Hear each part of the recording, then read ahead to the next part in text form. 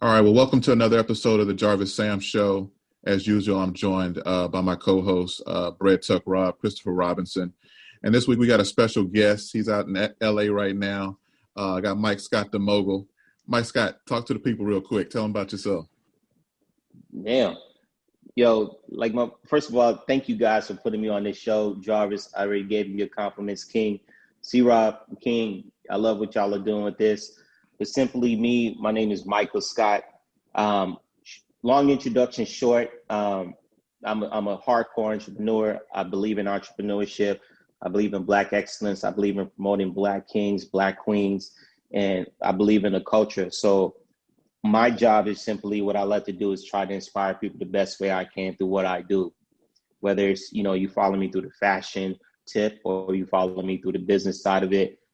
That's just simply what I love to do. I'm a curator at its best when it comes to this. So I try to be my best when it comes to embodying what Black excellence and Black entrepreneurship means. Yeah. So this week we talking about Joe Biden, Donald Trump. We talking politics. The debate happened 2 days ago. Everybody knows that thing went all kind of different ways, but we didn't expect anything less. And we also talk about voting. So first, man, Mike, how you felt about that debate the other night? Yo, I don't have any kids, but if I had kids, I swear it's my two kids fighting over the last ice cream in the freezer. Yeah. Except for these are two old white dusty kids, right? Right. If that was the case. Man, it honestly, from America's standpoint, it made us look terrible as citizens of America. I'm pretty sure other countries are sitting back laughing at us, man. The type of insults that was being thrown from calling people's sons cokeheads and just having no filter as presidents and president candidates of the United States, man. It was the worst representation of this country that I think we've ever seen on public display in front of 300 million people. So, it was disgusting. Yeah. Brad Tuck, where you at? I'm going to be honest with you, man. And I know y'all boys will probably be surprised with me. People who know where I stand will be surprised with me. Biden impressed me. I actually saw him as being a sign of strength in this debate because I thought that he was just going to get smashed, paused by Donald Trump. But I think Biden handled himself well. I don't think this may have been, a clown show or whatever, but I don't think it was a clown show because of Joe Biden. Yeah. Gotcha. Yeah, I agree with that. Here's the thing, Donald Trump he's not articulate. He's probably not as informed about these issues as we would like a president to be. So in a debate, he's not trying to win. He's just trying to agitate. He's trying to aggravate. If Donald Trump, if I went to compare him to a basketball player, he's Dennis Rodman. He is not there to score points. He's there to aggravate you. He's there to agitate you. And if you miss, he's there to grab that rebound. That's it. He's not there for anything else, just to aggravate and agitate.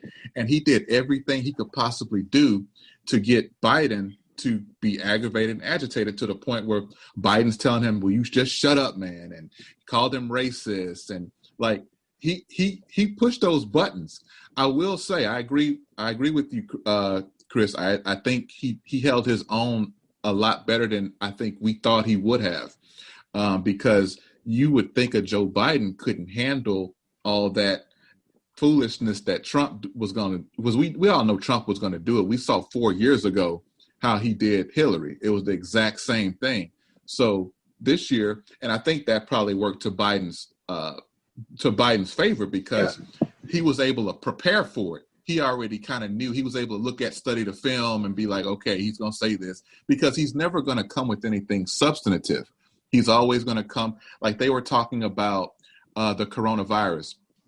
And Biden said 200,000 people have died on your watch. And he said, well, if you would have been president, 2 million people would have died. That's not substantive. You can't prove, he never says anything substantive.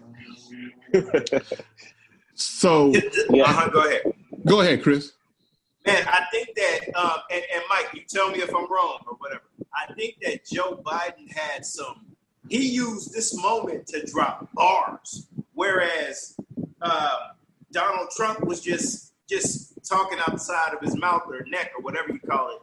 One bar that Joe Biden dropped was, "Hey man," I think he looked at the camera. Yeah, he had these moments where he would look at the camera, whereas Donald Trump was just looking. He was putting all his attention on Joe Biden. Joe Biden was looking at the camera, and one thing he said that really hit me. He said, "Man, when you wake up in the morning and you go to your dinner table and you see that one of your seats are empty because somebody died of the coronavirus, that is going to be tough because of Donald Trump, and this happened on his watch." That's when I really started to pay attention and be like, "Okay, Biden, what else? What else you got, man?" So I think, like you said, Jarvis, Donald Trump had some points where he was just spewing and nothing of substance was coming. But Joe Biden was grabbing the rebound and he was hitting some corner threes, man. Yeah. What you got, Mike?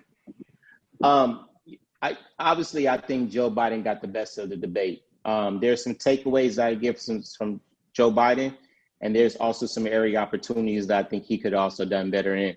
So to your point, you clearly see the difference between mannerisms of a real president, right? Joe Biden is talking into the camera. He's talking into the American people, right? The whole time, Donald Trump is just looking towards him and trying to insult him. So I think those are some key points. I think Joe Biden also touched on some pivotal key points where, I like the fact that he brought up, he was like, yes, there's definitely some systematic racism and unfairness when it comes to Black people. I love the fact that he said, like, there's some injustice and there needs to be equal justice. So those are some key points. The whole COVID thing, I thought he struck gold on it. Like, he hit gold on it.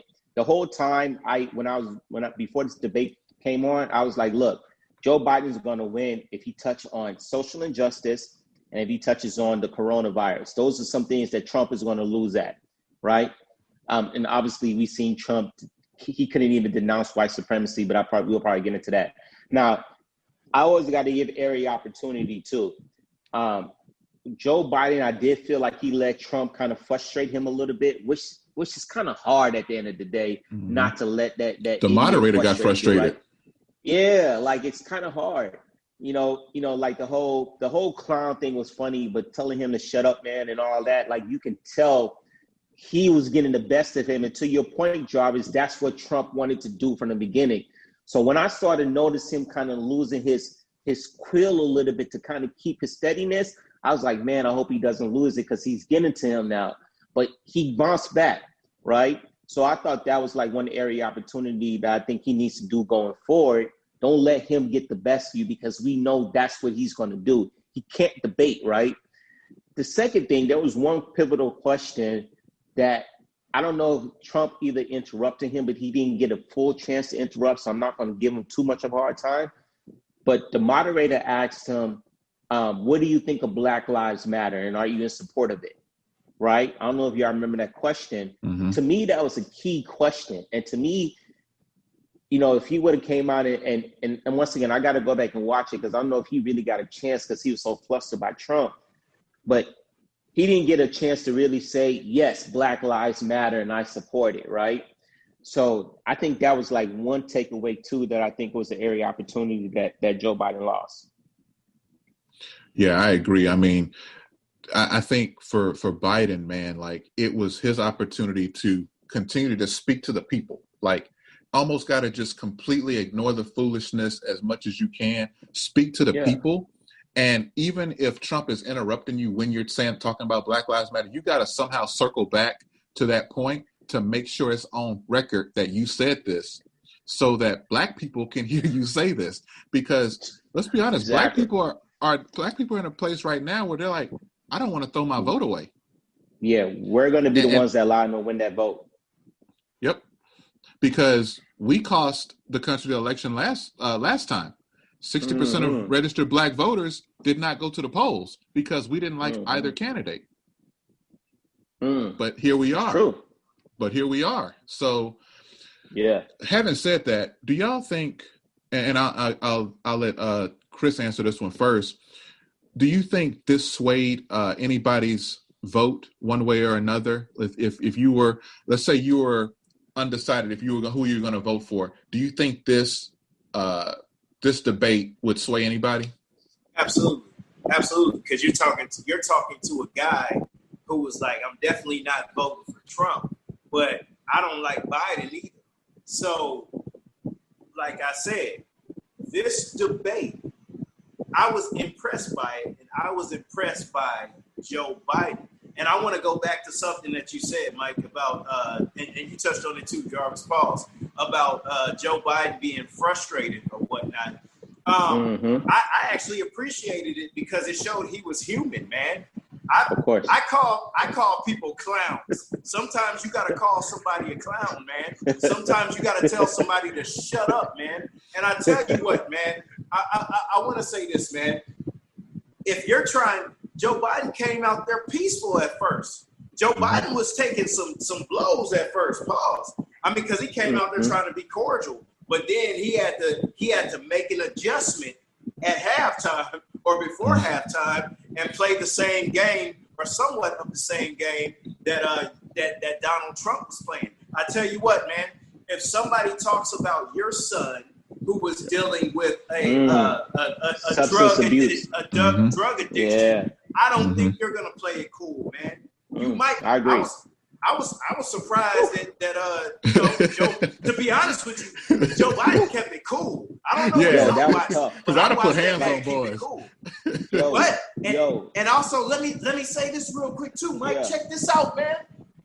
When Joe Biden looked at the camera and said, "Look, man, yeah, my son was facing a drug problem, just like a lot of you are probably facing drug problems in America." To answer your question, Jarvis, he probably won over some cats who are dealing with some drug issues. Yo, C-Rob, 100%. I think he turned that around the best way that he could ever possibly turn that around. Like when Donald Trump kept calling that man son a cokehead, like that was uncomfortable for me to even watch. Yeah. Like I was like, yo, like, and maybe it's just the black man in me. But bro, I can't take too much disrespect, fam. Yeah. Like, yeah.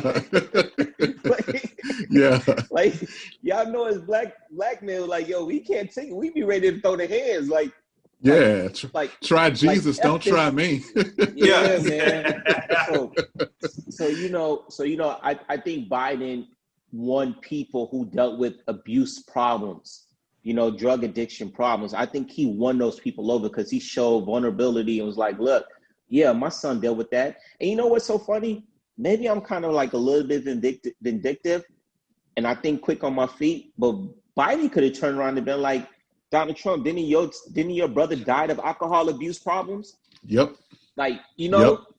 But that's just me though, because I'm a quick think on my feet. But he could have easily flipped that either way. But I think the way he handled it was presidential. Yeah. I mean, and that's the thing. Like, it's a presidential debate, and who carried themselves more presidential? Yeah. I did something after the debate that I normally don't do, but I turned it on Fox because I wanted to see if they were still going to defend Trump's position.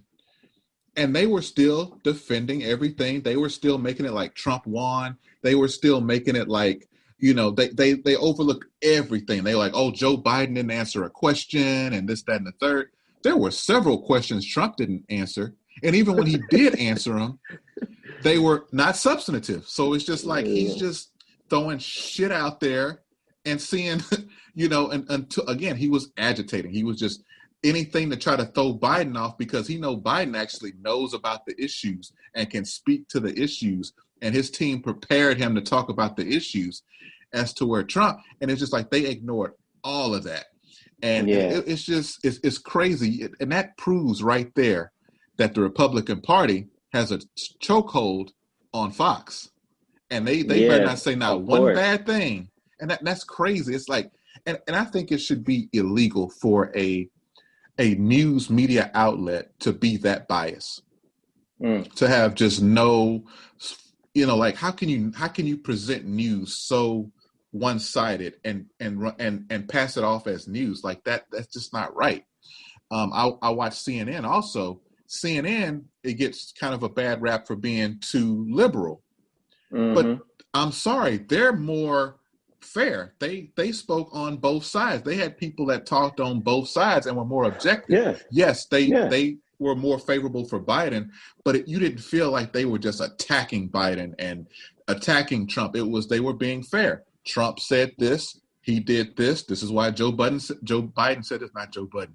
Brad Tuck would love him. Hey, Brad Tuck would love him. Joe Budden. Let's not get started on that guy. But yeah, man. So the big thing is Trump not being able to denounce white supremacy on this huge stage.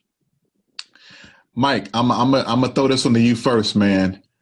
Where does that put you mentally with Trump? Like him not being able to, I mean, because because let's think about it. We were just talking about his premium black plan that he was supposed to be rolling out that Tuck sent us in the text, right?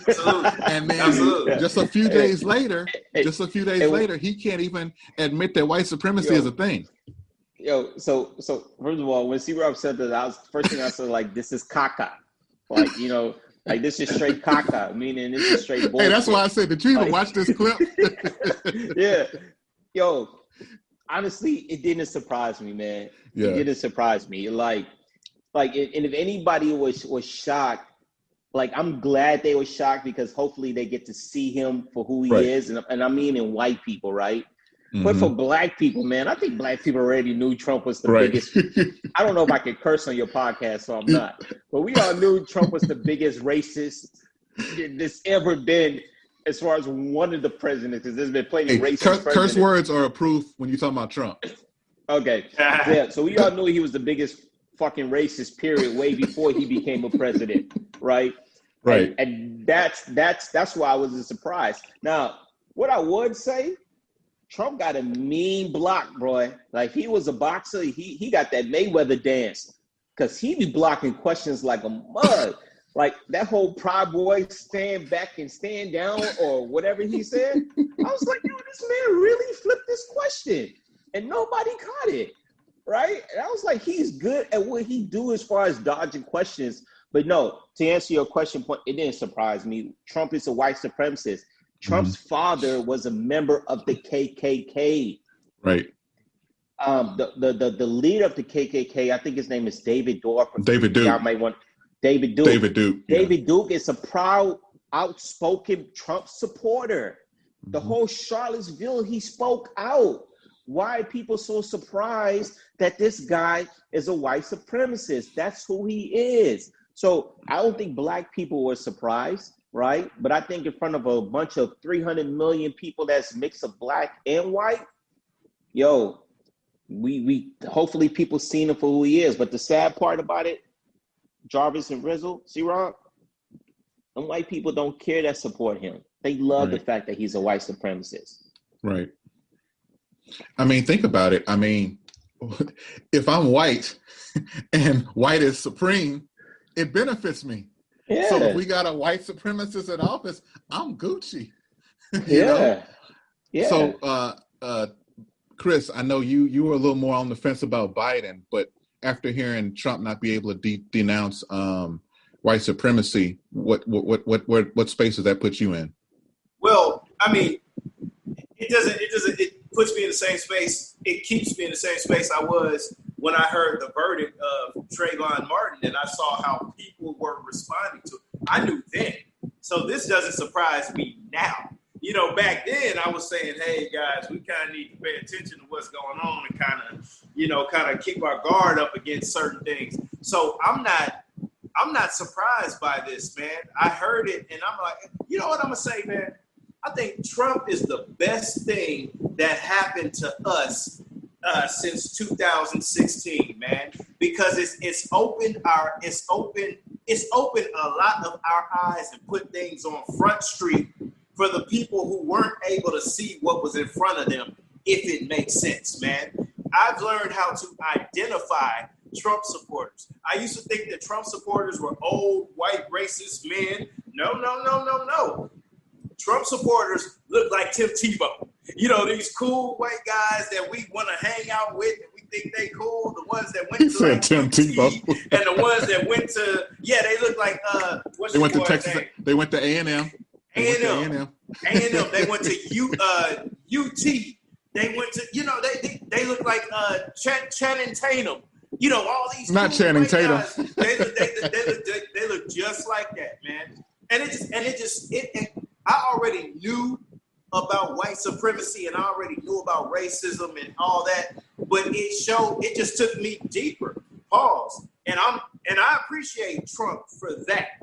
Yeah, for waking more of us up. Yeah. Yeah. Where did it put you? Go ahead, Mike. Nah, go ahead, Jarvis. I'll let Jarvis go. Man, it would have surprised. I'm surprised that he didn't at least try to lie. I'll be honest. With him rolling out the premium black plan, I thought he was at least going to try to lie to the people. I wouldn't have believed it, but I did. I was giving him enough credit that he's going to lie. But here's Jarvis, the thing. how many more lies you want? Lies? Hey, What lies? He's only been keeping it a buck the last 4 years. That's true. That's true. He keeps it a buck. That's so true. But here's the thing, though. He keeps it a buck to his Channing Tatum looking, Tim Tebow looking people. As long as they're behind him, he has no other. He's gonna keep it a buck. He's serving his base. He knows he's feeding his fan base. He's feeding the people that follow him. He knows most black people he don't have. The only black people he has are going to be the Daniel Camerons of the world and the Hodge twins and all those. The Candace Owens. That's the only ones he got. But them Tim garbage Tebows, he got them. Them Bible thumping Southern Christian folks, he got them. But he knows he don't have us, and he knows he's never going to win us over. He knows we're either not going to vote at all or we're not going to vote for him. Yeah, that black agenda that he rolled out, as soon as he rolled that out, I was like, oh, he's losing the black vote. That's why he rolled this out. So then when you look at the numbers, it shows like almost 70% to 80% of the black vote is going towards Biden. So he's losing the black vote as we speak, right? So I think, and that's why he's so big on not doing the mail-in ballots. Because he thinks black people are too goddamn lazy to get their ass up and go walk in that line and go vote. See, people don't understand this shit. That's the key to those mail-in ballots. He thinks black people are too lazy because, to your point, Jarvis, 60% of the black people didn't vote the first time. So he wants the same turnaround. So when he rolled that plan out, I was like, oh, this is caca because simply he's losing the black vote right now. That's all this is about. Chris, you were going to ask a question, weren't you? Man, I have a question. How do y'all feel about? No. Let me rephrase that. How did you feel about Trump supporters before the debate, and now how do you feel about Trump supporters after the debate? Let me take this one real quick. So I've had, believe it or not, I've had conversation literally within the past 2 to 3 weeks with black people that support Trump, believe it or not, right? And I actually had a candid conversation about a month ago with this young black lady in Dallas who's a huge Trump supporter. I think when it comes, I'm going to touch on two different races, right? I think when it comes to black people are confused on why they support Trump. So you made a point that Trump was the best thing because he's exposed races, right? Or whatever, right? A lot of black people support Trump because they want Trump to continue to expose the racism, right? But they don't understand the inequalities that Trump brings to the table. They know nothing about his past history. They know nothing about his true business plan because there's like, oh, he's a businessman, but nobody knows he's really a scammer. The taxes shows that, right? Nobody knows how many times this guy filed bankruptcy. Nobody really knows, as far as black people, who truly Donald Trump is. They look at what the media puts up of Donald Trump. So when it comes to black people supporting Donald Trump, it's like I don't ever want to disregard my black people, but at the same time, what I want them to do is fully educate themselves and understand who you're supporting, right? Because I can honestly break it down of the reason why you shouldn't support this guy, but I don't like to tell people who to vote for. White people, when it comes to supporting Donald Trump, I don't think it's changed. Y'all touched on it. White people want somebody who wants to stand up and represent them.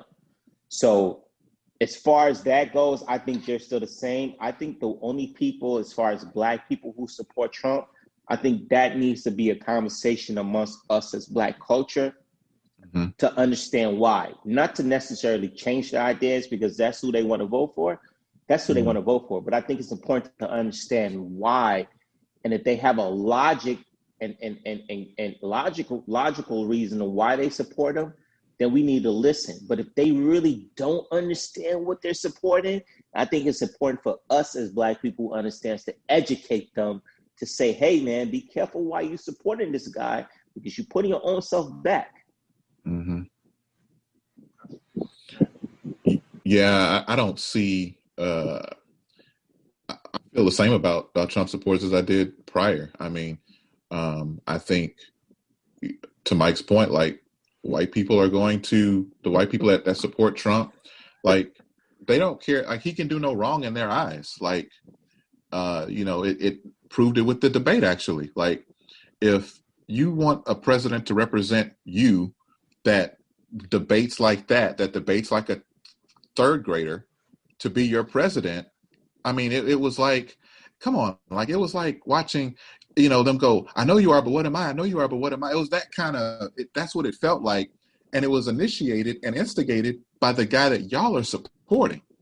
So it says a lot about a person to, again, not be objective enough to see how unpresidential this person is, how ridiculous he is, how uninformed he is, and that's who you want to be president. Like, and it's sickening, but at the end of the day, it's keeping them in a safe place. They like the fact that he's like that. They like the fact that he's, so forward with his white supremacist views and his white supremacy just aura. Like, they love that.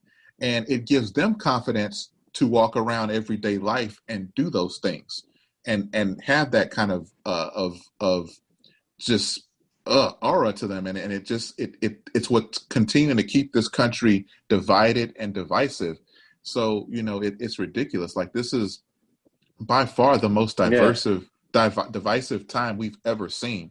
Everybody said that the second Bush was the worst president when he was in office and that he was racist, but man, he's light years ahead of this guy we got right now. Man. What about you? What about you, Chris? You know what, man? I tell you what, man. Before, I understand that my views aren't going to connect with everybody, and everybody's views aren't going to connect with me. But that doesn't mean that we can't be respectful and have some honest dialogue and try to understand each other. Now, in saying that, there's a caveat to that. Me saying that, before this debate, I know Trump supporters. Hey, man, if that's your guy, cool. You have reasons. If you're white and you receive benefits, of white supremacy, I get it. Me as a black man, there are certain privileges that I get. They're not as good as your privileges, but there are some privileges that I get. If I walk into certain rooms, I'm cool, and I don't even have to speak because I'm black. I'm cool, But in saying that, man, after Donald Trump pretty much didn't denounce white supremacy, if you continue to support him, I now know where you stand. I have an idea of how you move, and I must move with caution when I'm around you. But is that as a black person or a white person? Well, that is from a white person. If you black, you just lost, fam. In my mind, you just lost. You don't know. You out of there, fam. You're in a sunken place. Okay. Can't nobody Fair help enough. you, fam. You Fair should be like when Harriet Tubman said, "All right, who want freedom and who want to stay? For those who," and I'm paraphrasing, I'm jacking it up, but for those who chose to stay and they had you in to your go. Kanye bag right now. Hey man, that boy trying to hug me. But for the people who chose to, for the people who didn't want to be free and they had to be popped, hey man, we might got to do away with you. Maybe not to the extent of getting you out of here physically or whatever, but I got to keep you at a distance because you ain't right, fam. Okay, you know what, man? Let me speak on something, man. Mogul, you said that you didn't want to tell people who to vote for. Let me tell you why I disagree with you, man. I think we should tell people who to vote for. Okay. Now, let me tell you why. We talk about the last election, some of those people who didn't vote. I was one of those people. Now, let me tell you why that was an ignorant decision. It was I would have been okay with just not voting for the presidential election because I thought Hillary was trash and I think Trump is trash. But I should have voted locally. Now have somebody explain that to me instead of just saying, I hate when people just say, go vote, go vote, go vote, go vote. Okay. Well, if I don't know any better and I see that Kanye West is running, I'll just vote Kanye West because that's who I have the connection to. But if you tell me, hey man, vote for this person because, and then you give me some tangible reasons as to why I should vote for him, that would push me in a different direction, huh? That would push me in a direction to help the cause. I don't think that when we just tell people to go vote, I don't think that's pushing people to help the cause. Yeah, I agree with that. It's very hard to find resources on the different legislations, the different candidates and what they support. Like there should be a website that we're able to go to, and you really can study up on, where it's easy for us to. I mean, you can if you do a lot of research, of course, but that's time consuming. And when you're trying to get hundreds of thousands of people to rush to the polls, they need a PDF document that outlines who these candidates are, what you're going to see on the ballot, what they represent, how they could benefit you. That way you can make an informed decision. Because even when you go to the polls and do whatever election, there's so many different buckets you got to vote for. And a lot of those names, you're just kind of like, man, he sound black, like because it's so many. Like some of them you're familiar with, some of them you aren't. And then I remember the last time I voted, all these different candidates were going by Beto. Sure, I understand. Because, that guy Beto O'Rourke, he got real popular or whatever. So everybody was trying to have Beto because they know that the general public is going to identify with Beto. Wow. And those are some of the tricks they try to get you to vote. But it ain't no Bet. It was like Beto with like a Middle Eastern last name. And I was like, that ain't Beto O'Rourke. But the average person is just going to look at that and be like, oh yeah, Beto, cool. And they're going to click that. You know what I'm saying? So we need more information. So I agree with that. Mogul, how you feel? Yeah, so I guess, to kind of explain detail when I be like, I don't like to tell people who to vote for, it's meaning that I don't like to sit up here and have wasteful conversations. Okay. Right? Like that time and that energy for me trying to convince you, especially as a black person, of who you should vote for, like that's just too much energy draining for me, man. And in my mind, I'm just thinking, I'm sitting here talking to a person. I'm like, wow, who's more the idiot, me or this person? You know what I mean? So, okay. And so that's why I'm saying, like, I don't like to tell people who to vote for. Now, if I'm having a conversation with a person and the person gives me great information back on like, okay, well, Mike, did you know this? Did you know that? And that person is educated on their values or why they're voting for who, I'm open to have those meaningful conversations, right? So that's what I mean. And at the end of the day, man, we both know this. All three of us know this. We always say that, look, we have to pick the lesser of two evils. We know that. That's the unfortunate part about when it comes to voting for either locally or presidential wise, right? Because if you look locally, look at the black man, Daniel Cameron, who's the attorney general in Kentucky or Missouri, right? Look at him. Look at the coward, spineless dude that he is as a black man. But I bet you a lot of black people voted for him too, along with white people. Mm-hmm. So at the end of the day, we're always voting for the lesser of two evils. I just think for me, I don't have the energy and the time to convince people. Now, my guys, my circle, like y'all, we could talk shit all day, right? Because I think we could talk shit all day where we can give each other honest opinions and not take it personal like some people take it personal when it comes to these politics, right? Absolutely. So for my guys, I'm always giving my guys my honest feedback. But for a lot of people in general, man, I just think like, yo, I'm wasting my time and my energy trying to convince you to do something that deep down in your heart, you already have your mindset made up. That's good. That's good. Was you about to say something, Jarvis? If you have something, you go ahead. Man, check this out, man. Speaking to the point where you, Jarvis, where you was talking about people using Beto or Rourke's name or whatnot. Check this out, man. I didn't vote in the 2016 election, but I want to say maybe it was 2018 when I saw that Scarface was running for, what was he running for exactly? Was it city council? City council. When he was running for city council, I said, man, it is my duty to try to get this guy into office. And the least I could do is vote for him because I'm familiar with Scarface. I feel like in some ways I can relate to Scarface. I said, man, I'm going out to the polls for him. Pause. That sounded crazy. Check this out, man. I live in Rosenberg, which is for the people who are listening who don't live in Houston, that's an outskirt of Houston, Texas.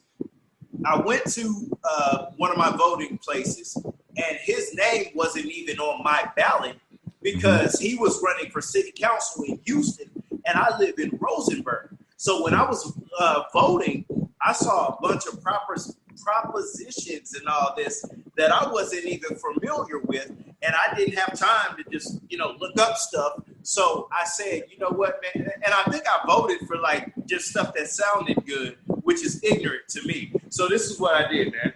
Excuse me. I Googled, like Jarvis, you talked about PDF files or whatnot. I came across a website called vote411.org. And when you go to that website, I think it asks you if you're registered to vote or whatever. You say, yeah, whatever. You put in your zip code, and it takes you to the people who are going to be on your ballot and what they're running for, and it gives you a summary of what they stand for, man. So that's going to be very helpful. And I believe that if you look at that and, maybe if you see something, you see a little summary that you like, man, maybe you'll dig a little deeper. And when you go to the polls, maybe you'll have a cheat sheet that you made for you to make informed decisions, man. And that's vote411.org. And that's good information. That's great information. Yeah. We'll definitely put that down in the description for this.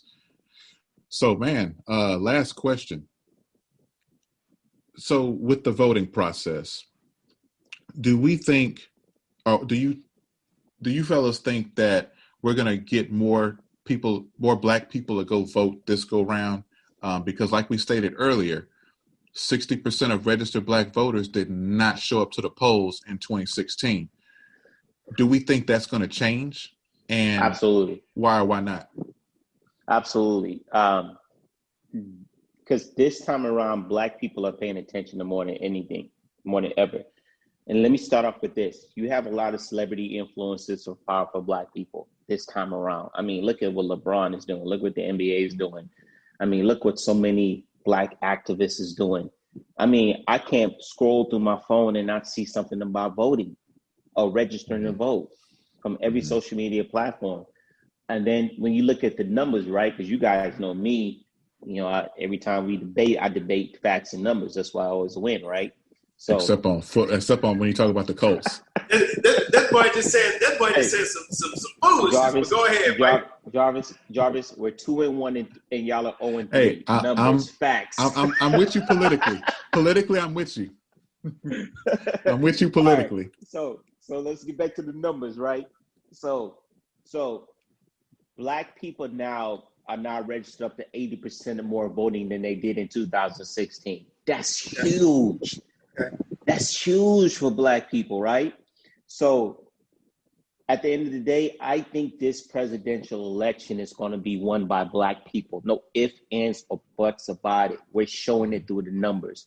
We've seen enough progress through this quarantine, from Ahmaud Arbery to Breonna Taylor to George Floyd.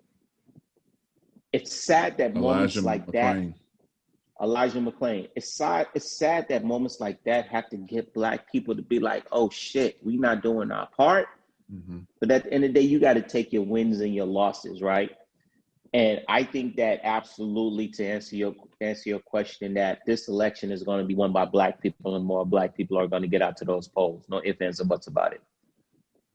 Cool. And we better get out to those polls. Yeah. Chris, where you at? I think, and at first I was going to disagree, but as I heard Mike talking, this is the one time in life I'm actually agree with Mike, man. Well, you always needed to agree with me. See, the boy saying some more of that foolishness. But check this out, man. When he mentioned like celebrities like LeBron, man, if you know nothing but basketball, you're watching LeBron, who's one of your favorite, that's who a guy you look up to, and you see him talking about vote. There's and he used his influence, his power to have the NBA use their stadiums as voting places. Absolutely. You might go see what this voting thing is about, man. So I do think that more people are gonna go to the voting polls. Myself, I voted for Obama the 2 terms, and then the next term, because I wasn't satisfied with Obama, I sat out this next one with Trump and Hillary because I felt they were garbage. But as I reflected in being an adult, I realized that I missed out on the local part of things, and I need to take part in the local part of things because that affects the taxes I may pay on my house. So it's, we're looking at the schools that my daughter will be going to. And when you look at these things, man, they affect our children. So I'm going to do my part to look out for my people and my children at the least, man. So I do think that more people will show up to these voting polls, man. Where you at, Jarvis?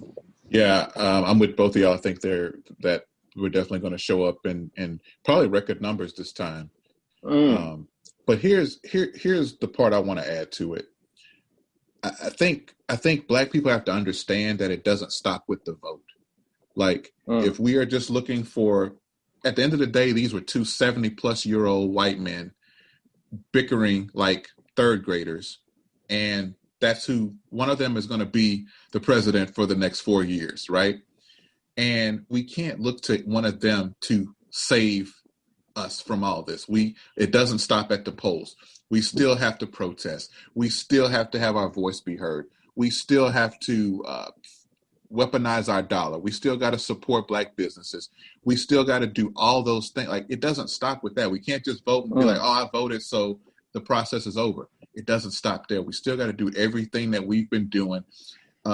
We need to operate just like, if Biden wins, we got to operate just like we're operating now with Trump in office. We still got to do the same things. We still got to stick together. We still got to support each other. We still got to fight for defunding the police. We still got to fight for all these other issues that our community plagues. It doesn't stop because a 77-year-old white man is not going to be our savior. Yeah. Can I say this? Let me piggyback on this. I'm huge on this. We talked about this in our group chat amongst us. All right. if we put Biden in there, and I said if we, because obviously this is going to come down to us, I'm big that we need to hold him accountable. Absolutely. And when I mean hold him accountable, we need to put that fire to his ass, yo. Because if he don't get it right and do right by us the first 4 years, then we need to let him know we'll put your ass out just as good as we put your ass in. Plain and simple. Plain and simple. That's what Black people need to do as far as, because we understand our vote is important. That's why everything now is catered to us. That's why there's Black plans, Black agendas, everything.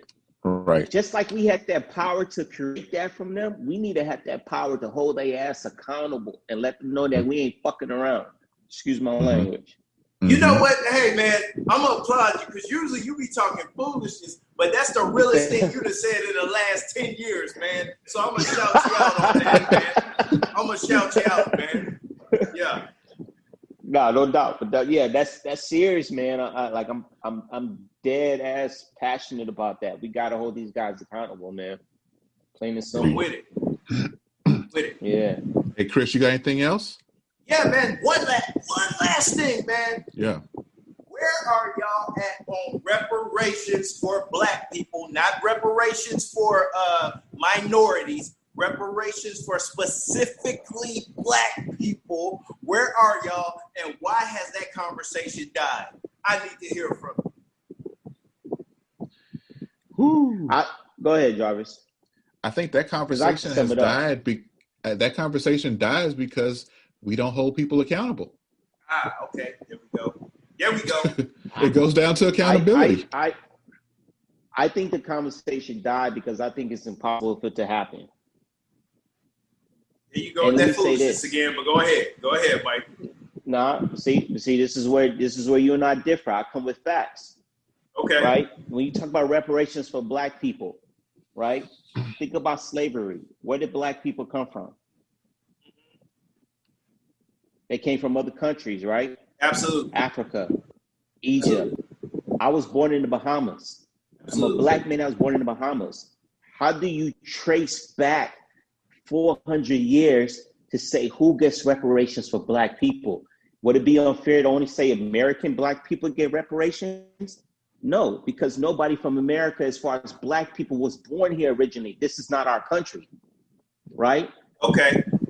This is not our country. How do you look from an origins perspective of who to give reparations to? It's too many years back. It's too many of us. And let me say this. Let's say you get reparations as a Black man that's born in America, but I don't because you can't trace back my ancestors. Is that fair?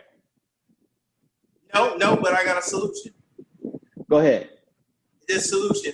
I get, let's just say reparations is if you were born in America, hey man, and let's just say, I'm gonna just throw a number. Let's just say the number is you get $250,000 cash. But if you're a Black person that wasn't born in America, hey man, you get 100,000 cash, man. Yeah. Why do I have to get 100,000 cash when you're not originally from this country? Hey man, I was born here though, Mike. You see the bullshit? You see the bullshit that you be talking about? This is the bullshit that you be talking about. Born privilege, Mike. You still eat Black. So there's privilege now. Oh, so hold on. So what you saying is certain Black people should have privilege over other Black people? No, earlier I said that Black people, I said I understand that as a Black man, I have privilege. You have privilege too, Mike. No, but what you're saying is that you have more privilege over me because you're a born Black American. In the reparations, it's cash checks. Yes.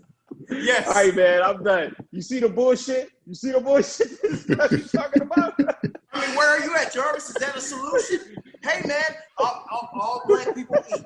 Now, if you were born here, hey, man, you might get a little more than someone who wasn't born here. Right. But we all eat. All right, Chris. I can say this. Is it a solution? Yes. Is it a logical solution? No.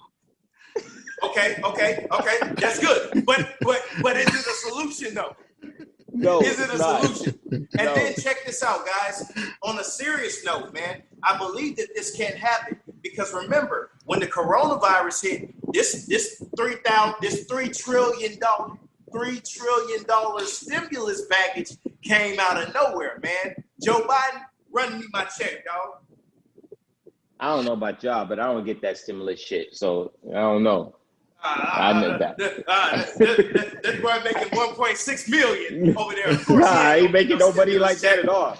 Yeah, I'm just saying I don't benefit from that stimulus shit. I don't know what a stimulus check look like.